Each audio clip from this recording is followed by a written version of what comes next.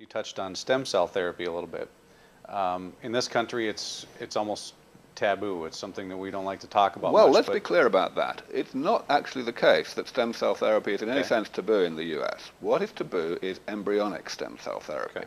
The identification of and isolation of cells from early stage embryos by a process that destroys those embryos. People have a problem with that because they are concerned that the embryo may already be a proper human being.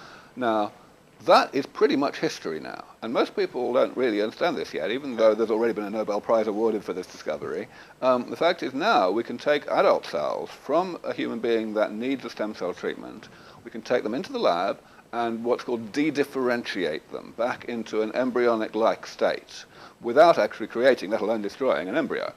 And then we can re-differentiate those cells into whatever direction we want to create adult stem cells of a particular nature that we can then use therapeutically. This has enormous advantages in terms of the actual therapy, in particular because the cells come from the prospective patient and therefore there isn't a problem of immune rejection, so people who get these therapies do not need to have immune suppressants all the rest of their lives. But also, of course, it completely addresses these ethical and indeed a bunch of technical difficulties like the availability of enough unfertilized eggs, which was always required for the creation of embryonic stem cells by somatic cell nuclear transfer, as it's called.